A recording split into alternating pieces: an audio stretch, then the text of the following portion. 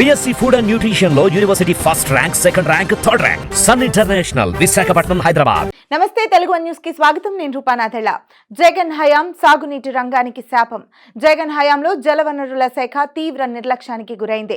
రాష్ట్ర చరిత్రలోనే జలవనరుల శాఖ ఇంత విధ్వంసానికి, నిర్లక్ష్యానికి గురైన సందర్భం మరొకటి లేదు. జగన్ హయాంలో నిర్లక్ష్యానికి గురైన సాగునీటి ప్రాజెక్టులపై ప్రస్తుత తెలుగుదేశం కూటమి ప్రత్యేక దృష్టి సారించింది. చంద్రబాబు స్వయంగా ప్రాజెక్టులను సందర్శించి తీసుకోవాల్సిన చర్యలు, చేపట్టాల్సిన మరమ్మతులపై అధికారులకు దిశానిర్దేశం చేస్తున్నారు.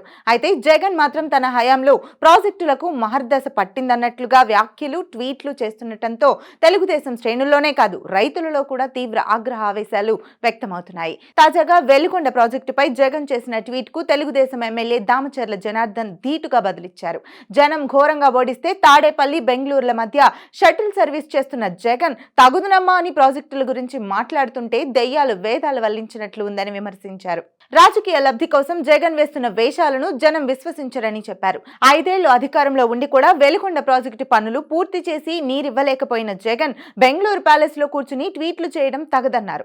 గత ప్రభుత్వ హయాంలోనే వెలిగొండ ప్రాజెక్టు పనులు 80% పూర్తయ్యాయని, 2019లో అధికార పగ్గాలు చేపట్టిన జగన్ తన 5 ఏళ్ల పాలనలో ఆ మిగిలిన 20% పనులు పూర్తి చేయలేకపోయారని వివరించారు. ప్రాజెక్టుల గురించి పట్టించుకోకుండా సర్వే రాళ్లను తన బొమ్మల కోసం వందల వేల కోట్లు తగలేశారని విమర్శించారు. సాగునీటి రంగానికి, రాష్ట్ర రైతాంగానికి జగన్ 5 ఏళ్ల పాపపు పాలన ఒక శాపంగా మారిందన్నారు. ఈ సంగతి ఫేక్ రాజకీయం చేసే జగన్ కు తప్ప రాష్ట్రంలోని ప్రతి పౌరుడికి తెలుసన్నారు. తప్పుడు ప్రచారంతో ఎల్లకాలం రాజకీయం సాగదు జగన్ అని హెచ్చరించారు.